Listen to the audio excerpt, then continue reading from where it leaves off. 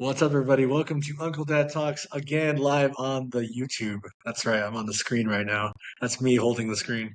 Uh, I'm not alone, as always. I'm with, actually, usually, most recently I've been alone a lot, but right now I'm not. And let's give it up for the man, the myth, the legend, just Mike. Mike, what's up?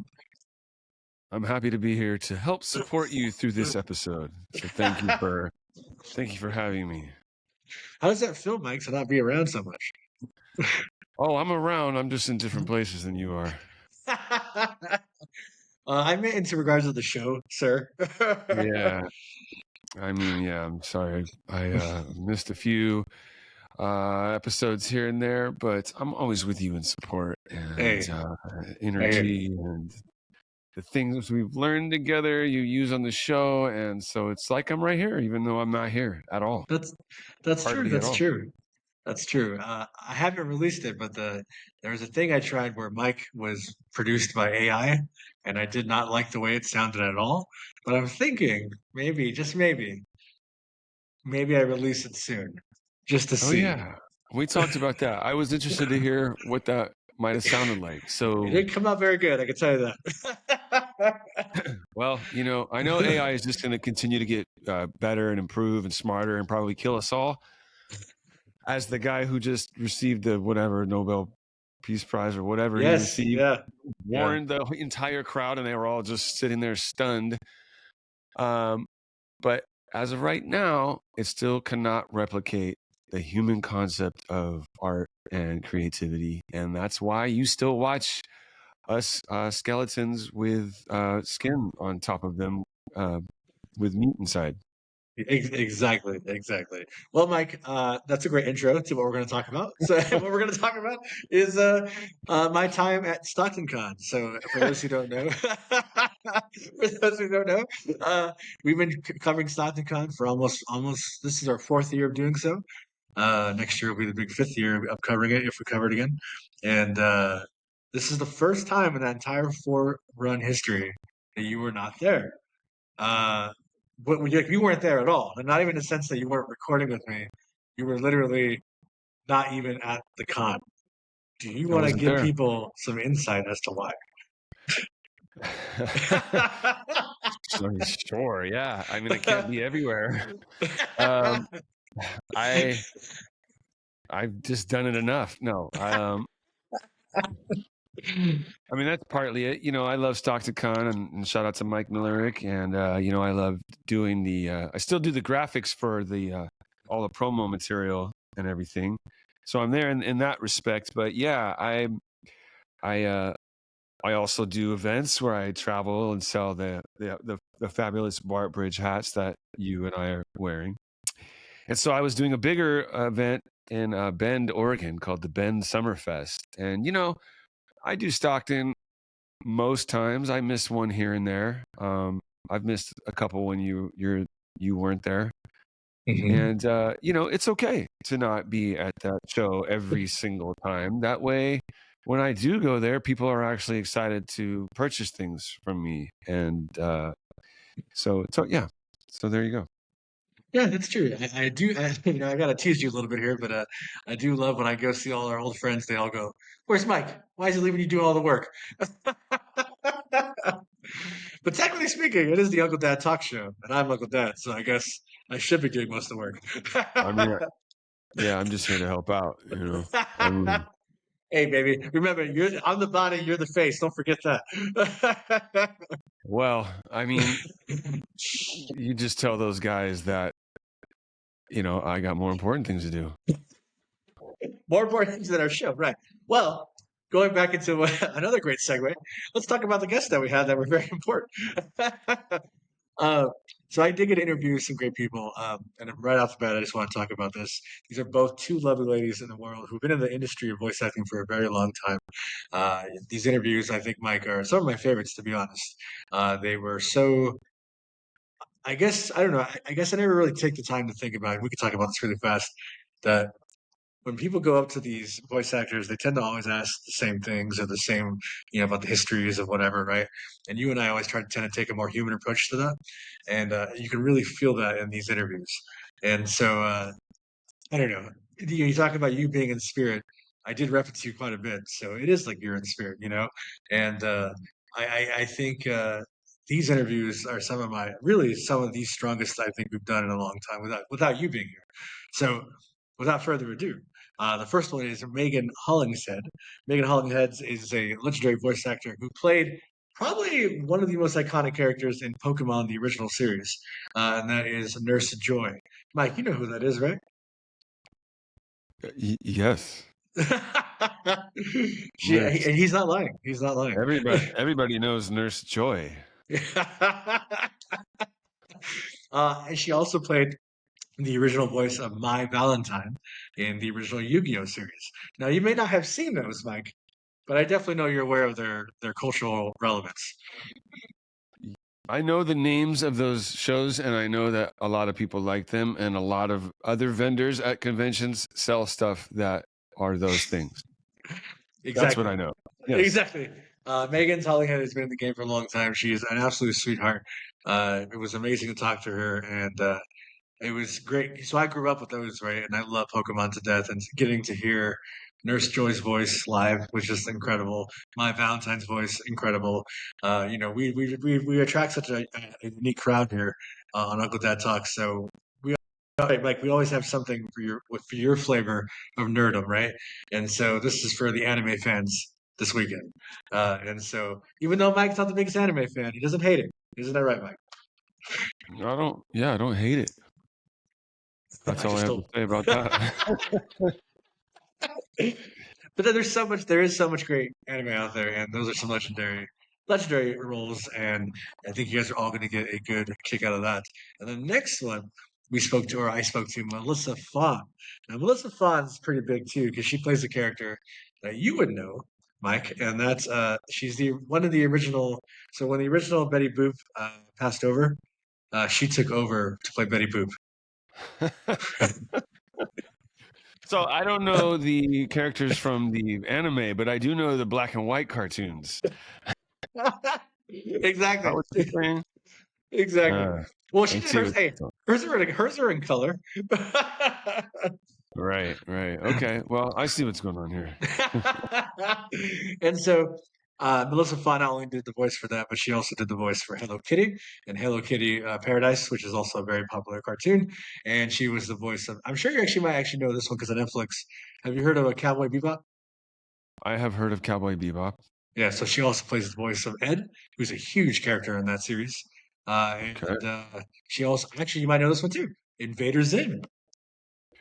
I know Invader Zim. Yeah, she plays the voice of Gaz, the crazy little dog.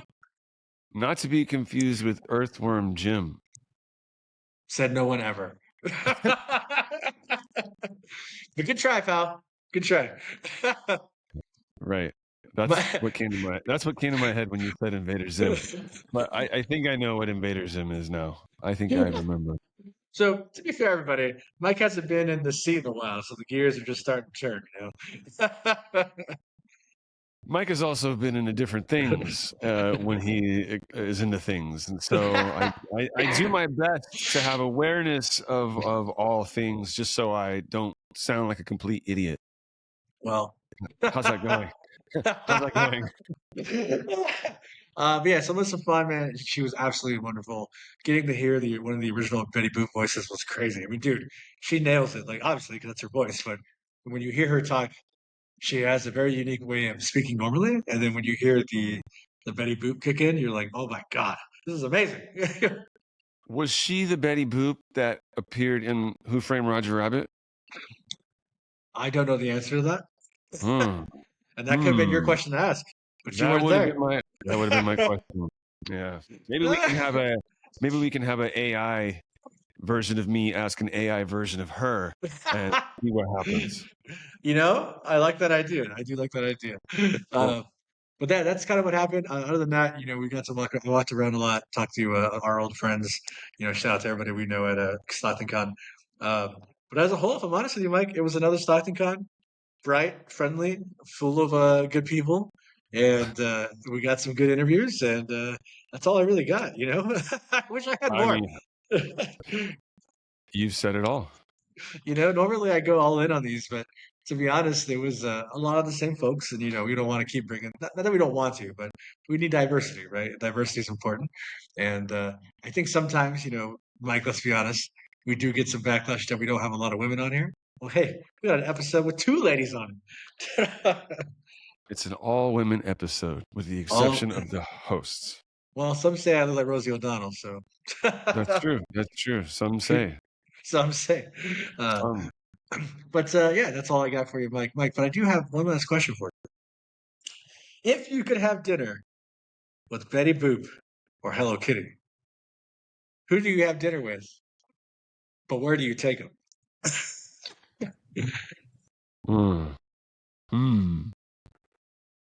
Oh, I have the perfect answer. I would take Betty Boop to the Ink and Paint Club, which is where she appeared in Who Framed Roger Rabbit. Wow, wasn't she also really feisty in that? She was a waitress, like a cocktail waitress. So you're gonna take her to her work? I'll take her to her old work and see if she still gets the discount. Spoken like a man. True man. True man indeed. Mike, before we wrap up, do you have any announcements you want to share with the team, the listeners, of where you're going to be at next? Where I'll be at next? When is this going to air? This will air Monday. No, yeah. This will air Tuesday. Tuesday. I will be leaving for Burning Man very soon. However, before I have one last event, Saturday, the 9th, August 9th, in Benicia, California. Benicia.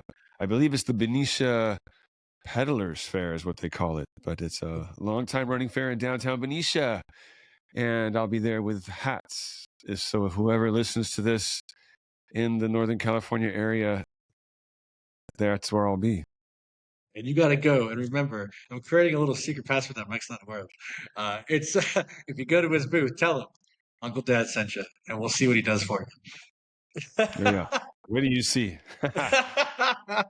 Is there a free hat? No, there's not. But he might give you a hug.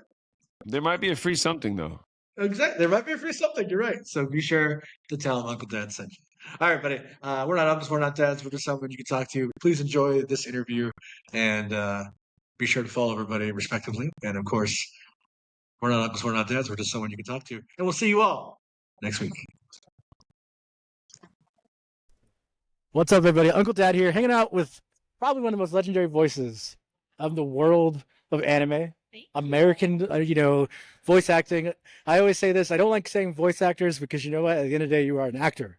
Yeah. So let's give it up for Megan Hollingshead. Hollingshead, you got it. I'm so nervous every single time. I always feel like I'm ruining everybody's last name. And my co-host here, Mike, if he was here, he would tell you I have the worst anxiety. So thank you for letting me get through that. Absolutely. And Hollingshead is not for amateurs. It's not for amateurs, exactly. So for those who don't know who you are, can you just kind of tell us your most iconic roles you've been in? Yeah, well, I'm best known as the original Nurse Joy in Pokemon and my Valentine in Yu-Gi-Oh! Also Rangiku in Bleach and Shizune in Naruto. I don't have to do anything. Thank you. This is amazing. So, out of all the characters you played, have you ever felt that you resonated with one specifically? That is a really good question. I think Shizune is the most like me, and it makes her one of the hardest to voice because I never trust that I'm doing enough, which is an actor's refrain, But yeah, specifically with someone who feels that close to my heart. Yeah, again, I feel like I'm not doing enough. The ones that are the most fun, Rangiku is definitely the most fun. She's a first cousin of my Valentine. They're very similar. But Rangiku gets to do all the fun things, She's so much bigger than I am, so I can really have fun. I can really go to town with all her different moods. I love that. And one of the common things I've gotten to learn about doing this job and talking to folks in this industry is that it's so sometimes when you do larger than life characters, right, it's hard to speak to act it truthfully, right? Because when you read it, it needs to be truthful, right? Yes, absolutely. It's so true. And for me, I really count on a director to pull it back. One of the best is Wendy Lee, who is the original director of Bleach, and she wouldn't tolerate like anything fake, you know. Uh, and the other really great one at it, well, you know what? Every director I've worked with has been great. But Mary Elizabeth McGlynn, who directed Naruto, she would never give me a line reading, but she would give direction in the vibe, you know? So Yeah, I get it. she'd be like, this is a very serious scene, and we're taking it very seriously, and there's danger. And then immediately I'd be like right there with her and ready to give a truthful performance. I love that. And I think acting, you know, we were talking to Brian Drummond, you know, yeah, and he was talking about that famous line, right? It's over 9,000. And he brought up a good point. He goes, everybody thinks like that was so intentional, but the reality was it was just matching the voice. Because when you saw his mouth stayed open.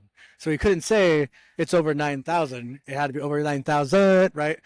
And so when you speak truthfully to the characters, you create these performances that are just truly iconic, right?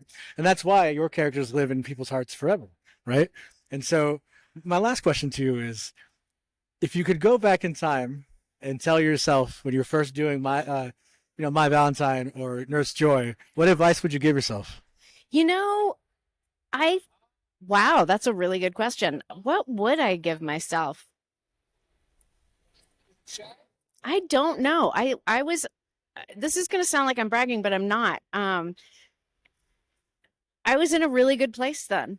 I was able to just have fun. I think I was so grateful to have been cast that the happiness really comes through in both those roles. Honestly, I would tell myself now, 20, 25 years later, remember that. Remember that when you audition. Remember that joy. Yeah. Yeah. Isn't that weird? No, I love Advice. I need to give advice to my now self. that. That actually hit me pretty hard too. I've been struggling with doing this myself. Like I love doing the show, but I haven't really thought about that. Remember that joy you got, because that doesn't go away. So thank you for that, actually. Absolutely. Thank you for great questions. Yeah. Sorry. Where can the audience learn more about you, and where can they connect with you? All that good stuff. Mostly on Instagram. That's where I do most of my posts. They do upload to Facebook as well, but honestly, it's just a time constraint that I can kind of only put my attention into one thing. So find me on Instagram. You can message me there, and if I don't get back to you right away, please don't take it personally. I do read all my messages, and I will get back to you. Please go support her. She's absolutely incredible, and we'll be right back after this break. Go. What's up, everybody? Uncle Dad hanging out again at one of our favorite cons in the world, probably the best con in the California area, next to maybe San Diego Comic-Con, but that's still pretty good. We're hanging out with another legend of the industry, a voice that I feel like is so unique and so captivating when you hear it. It's so hard to even, like, when you hear it, you're going to be like, wow, I know this voice. Please, let's give it up for Melissa Fahn. Melissa, how are you? Hi there, Uncle Dad. How you doing? I'm very well. So for our audience who don't know who you are, can you just tell them really quickly, like, a couple roles that you're known for? Well, sure. Okay, well, probably one of the biggest anime that I'm known for is the voice of Edward on Cowboy Bebop. And gosh, there's so many animes. Rika on Digimon, Himawari on Boruto. I mean, there's so many. I'm the voice of the Tachakomas, and Ghost in the Shell.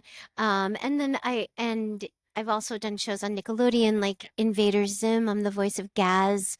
Did you drink my soda, Uncle Dad? Did you? So I usually have a co-host who's with me. He's not with me today, but he totally would tell you, yes, I did. Yeah. So what I'm curious about is in the world of voice acting, right? And I'm going to say that once because in my opinion, voice acting shouldn't just be labeled as that. You're an actor. So as acting goes, do you ever feel like a certain character resonates with you specifically with a piece of who you are?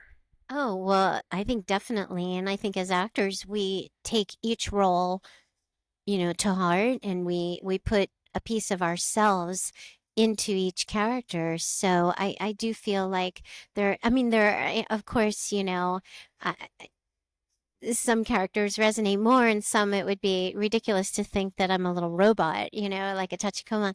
But like being the voice of Betty Boop for so many years. I mean, I loved Betty Boop growing up, and then to see that happen in my career was a very big thing for me, and the voice of Hello Kitty, and I mean, but I think like doing a voice like Edward, let's say on Cowboy Bebop, I mean, she's just so effervescent and fun, yet she's got a lot going on underneath, and I think that's me in a lot of ways.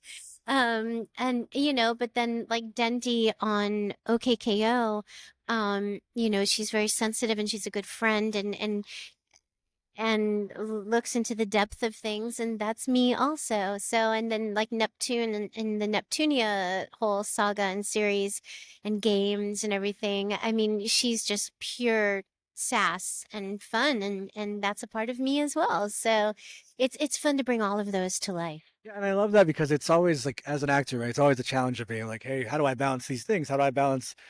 Number one thing is always, even if it's ridiculous, is to speak truthfully, right? And how do you balance that truth in the performance, right? That comes from the direction, all that other stuff. But my question to you is, dealing with the world of these characters you create. You created so many great characters that have lasted the time, right? And you do the con circuit. So I'm curious, have you ever found yourself like just not wanting to do the voice of a certain character over and over again? Well, I mean, a lot of, when I'm here to meet people and for the fans, right? So if they really want to hear it, I'm here for them. Then that's why I come because when we do these voices, it's one and done. We do them in the studio, and then that's it. No more. And so for someone to say, "Hey, would you do Betty for me?" or "Would you do, Dendy," or whoever it is, I mean, it brings great joy to do that. I don't run around and do those voices all the time in my regular life. I'm going from studio to studio and creating new voices too.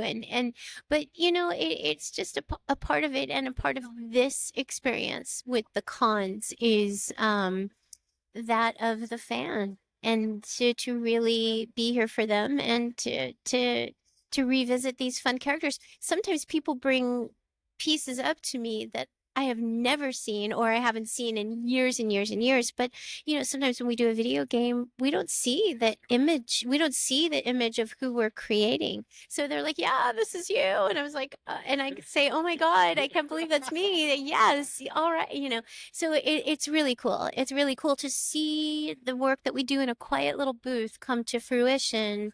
And then for people to come around full circle and say, "Hey, I really enjoyed that." So I think it's incredible, and that's the beauty about the con world, right? It's that it's a never-ending legacy. Your legacy will always live on, because you'll be able to get a piece of your signature or whatever it is, right? And that'll be hopefully passed on and shared with multiple people, right? And introduced to other people. Yeah, of course. Like hopefully, if they want a signature on something that they've collected, or a print that they want, and they have the signature, and they'll be able to collect it. And then if they are passing that on, then hopefully the person they're passing it on to watches the project, like or plays the game, or watches the anime, and then then you bring in a whole new generation, so that they appreciate the work that you're doing as well. So that's a cool thing coming to these cons too, is sometimes you'll meet a father and or a mother and their kid, and they're like, "We watch this together and we love it, and I grew up with it, and now I'm introducing it." I mean, that's pure gold. I love that. Now I'm going to wrap up, but thank you so much for your time. Thank you so much for being a part of this. Thank you for giving your time to those who want to see it. It's always great. And work in our audience, learn more about you, and connect with you, all that good stuff. Well, it's a pleasure. It was a pleasure to talk to you, Uncle Dad. I think that's the coolest name. Has anyone interviewed you? Like, how did you get the name Uncle Dad? I've been asked that a bunch of times, and honestly, it's not really a great story. So I just basically say it this way. Our tagline goes like this.